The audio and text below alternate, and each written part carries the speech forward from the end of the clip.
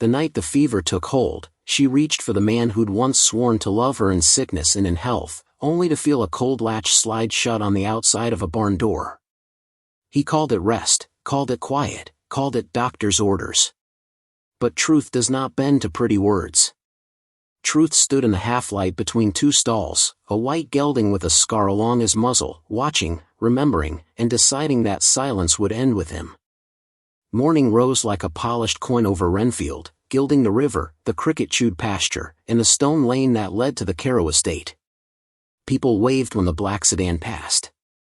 They waved because the man inside waved first, because he remembered names, because he'd donated to the choir, because last Christmas his face was in the paper beside a tower of wrapped bikes for foster kids. Ethan Carew was what small towns pointed to when they said, "We're lucky, aren't we?" His wife, Mara, kept the gardens that made tour buses stop. Peonies that opened like secrets, a willow that trailed its hair in the pond, thyme that perfumed the path to the stable. On good days you'd find her kneeling in the rows, straw hat cocked, dirt happy beneath her nails. On better days she would ride, bareback if the mare was gentle, saddle if the gelding felt spirited, past the copper weathercock and along the fence where clover trembled. She rode to remember her center.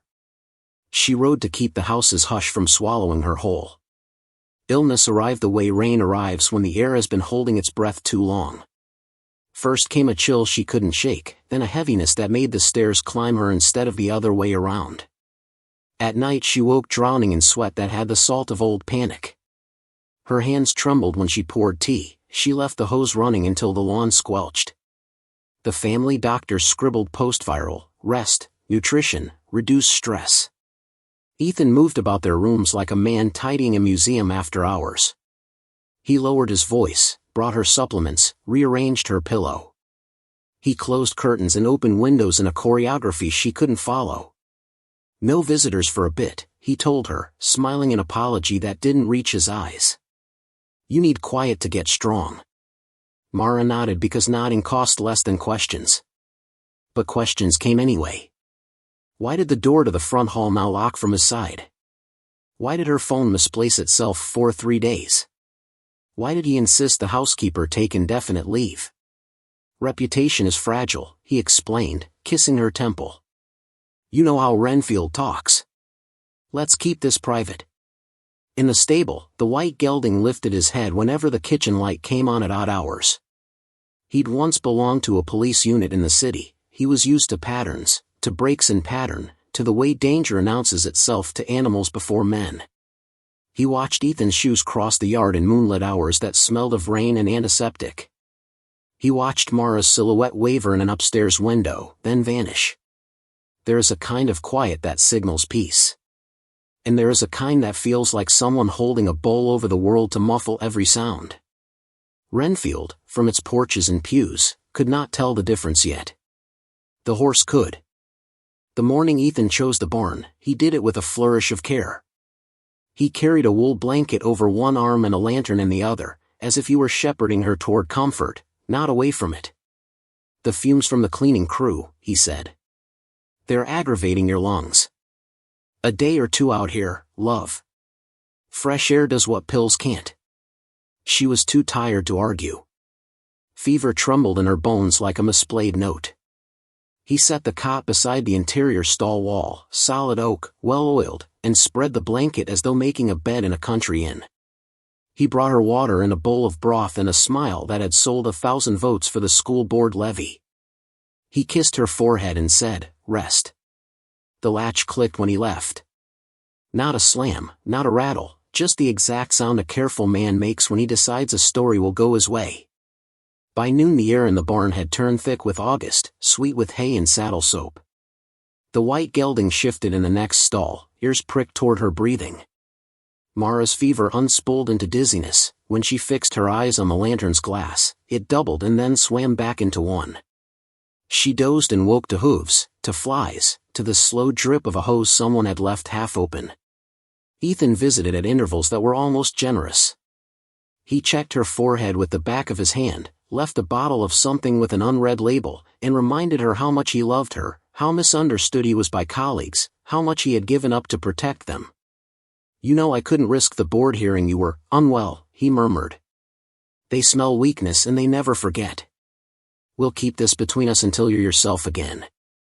Her phone? Lost. A nurse? Too expensive, and he said this with a lowered voice, strangers gossip.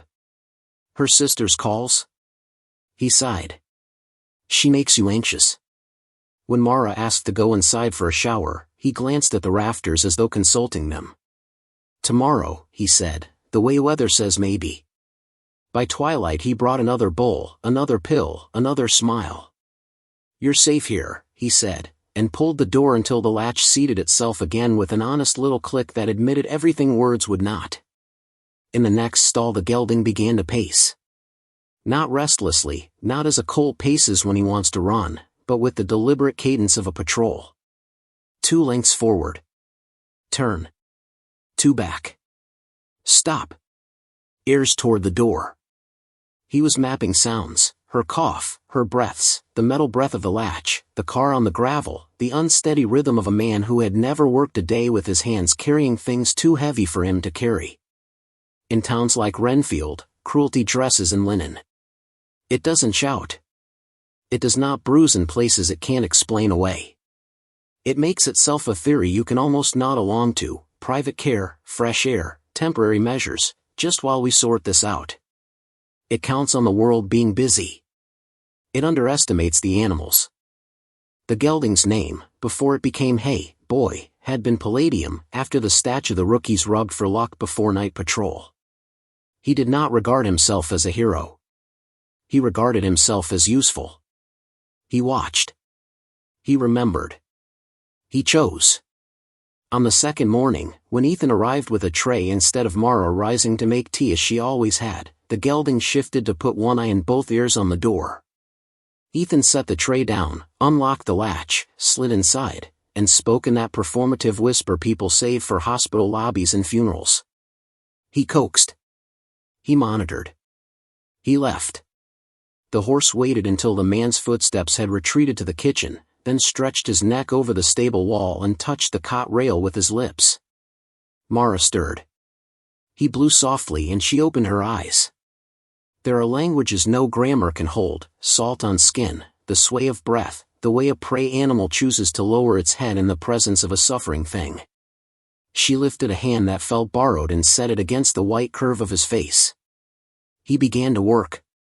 First, he refused feed until the stable boy, Matteo, came instead of Ethan. Matteo was 19, and he took instructions from anyone who looked like they owned the place. But he had a sister with asthma and the tuned ear you get from standing in doorways listening for what parents won't say. When the gelding would not eat, Matteo frowned. When the gelding pinned his ears at Ethan and then softened and wickered toward the interior stall, Matteo looked from the horse to the latch and back again. Second, the gelding made a sound he had not made since the city, a short, urgent snort that cut the air like a whistle. He used it in the precinct when a homeless man's dog lay shaking beneath a bench, when a rookie cuffed a teenager too hard, when something needed a witness. He used it now each time Ethan emerged from the barn wiping his hands on a towel like a chef between courses.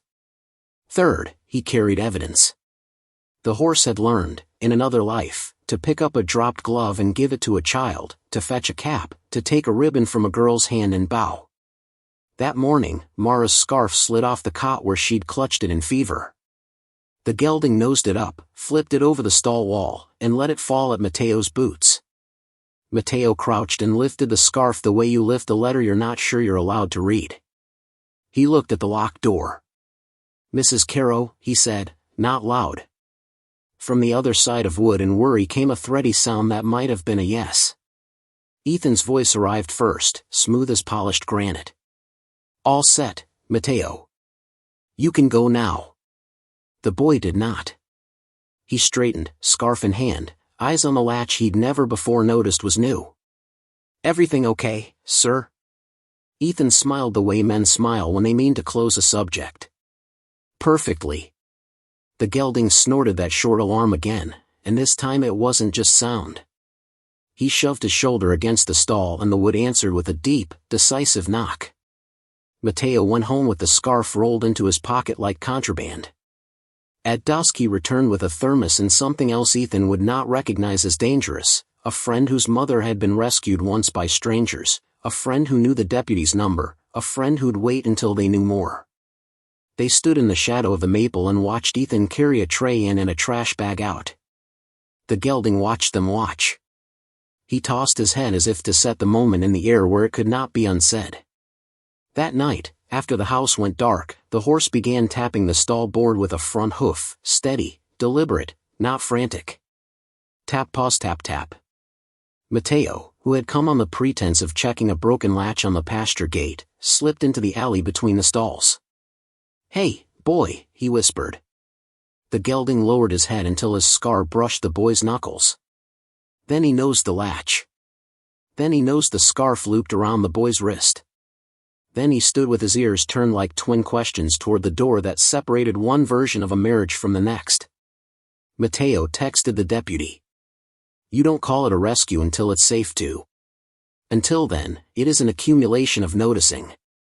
Ethan was clever in the way people become when they discover that sentiment will let them get away with what force cannot. He left the window cracked so anyone passing might hear him murmur endearments. He let a neighbor see him carry a quilt out with remarkable tenderness. He prepared the scene as though for investors. But deceit corrodes timing. He misjudged how long it takes a 19-year-old to become certain that the truth is worth the risk.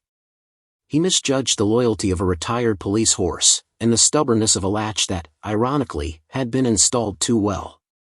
When the deputy arrived, he did not arrive with sirens. He parked 2 houses down and walked in through the back. Mateo met him by the tack room and described what he could, which wasn't much, just the smell of sickness and the whisper of someone obeying. He showed the scarf like a flag folded in peacetime.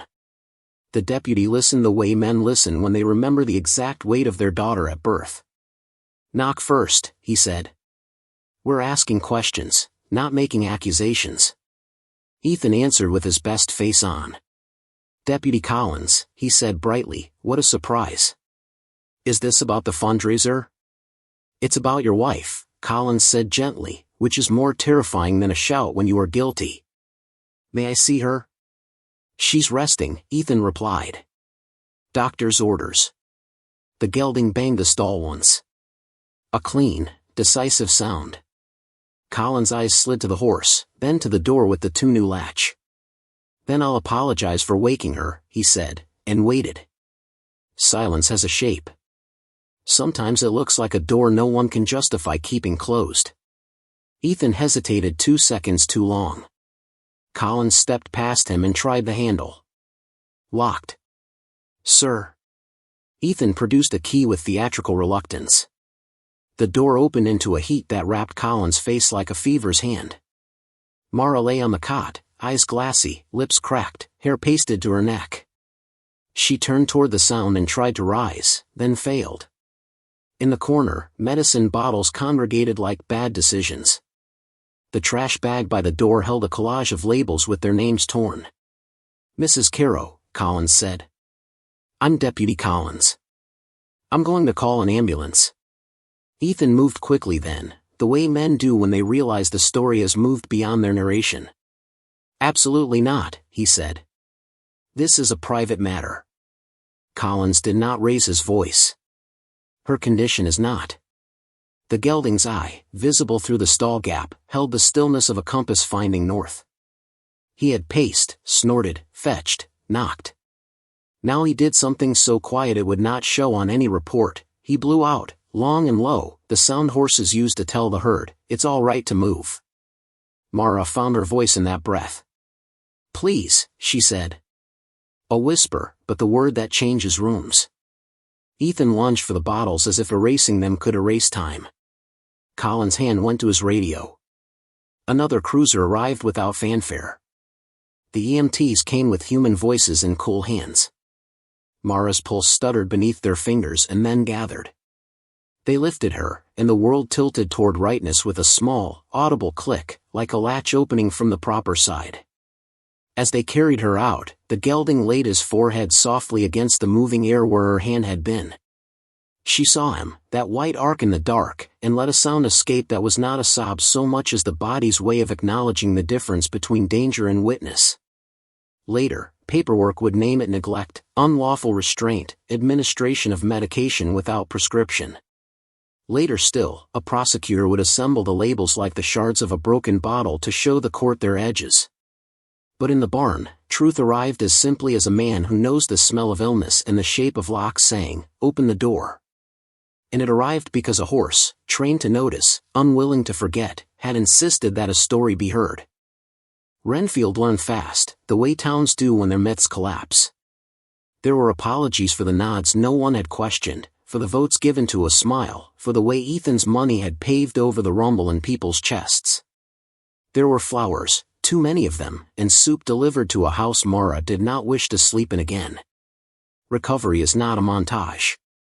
It is 1,000 unglamorous recalibrations, the body relearning water, the hands relearning steadiness, the mind relearning that doors can open toward and not away.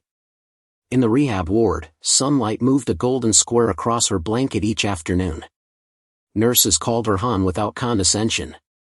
Her sister came with crossword puzzles and with indignation braided carefully to keep from cutting the wrong person. The doctor, an actual one, adjusted meds for benefit, not optics. Ethan's arraignment happened on a Tuesday like any other. He wore a suit, he did not wave. The courthouse echo made his name sound smaller than he'd trained it to be. Papers said fall from grace because that sells. The deputy testified without drama. Mateo told the truth like someone paying a debt forward. The torn labels were lined up on a table that made them look pitiful and damning at once. The latch was photographed. The scarf was entered as Exhibit C.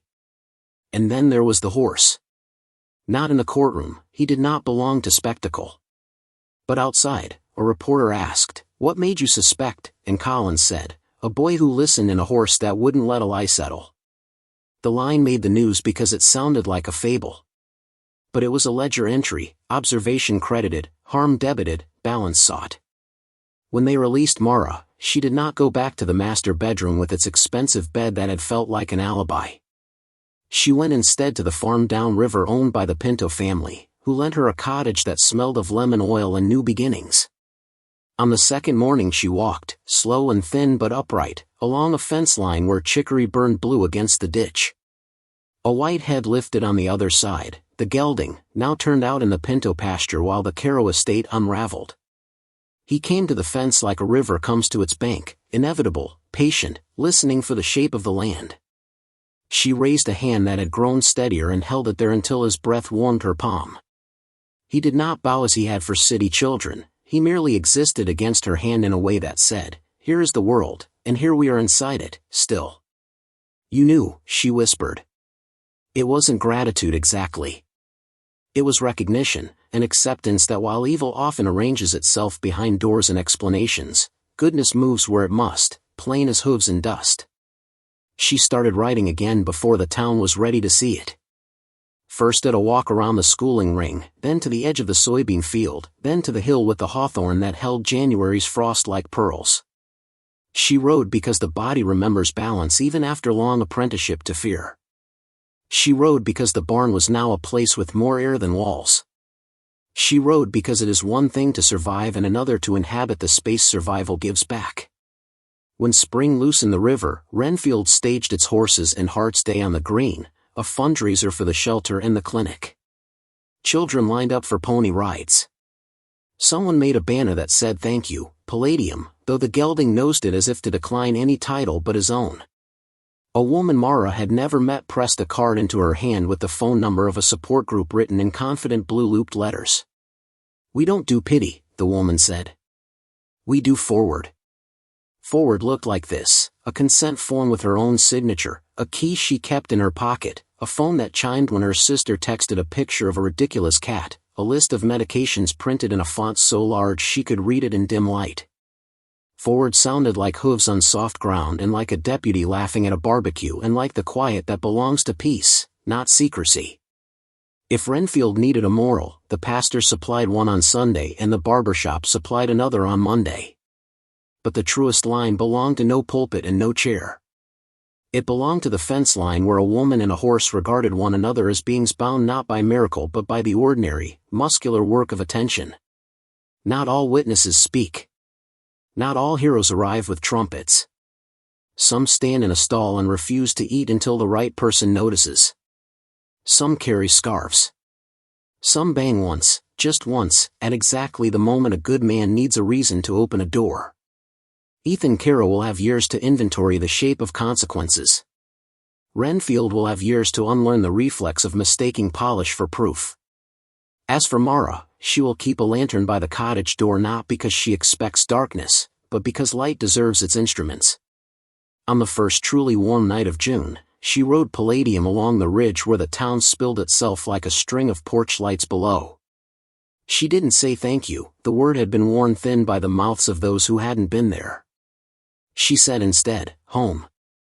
And the horse, clever and brave but only a horse, turned toward the path that led her there. Appearances can shelter cruelty, but attention, steady, ordinary attention, exposes it.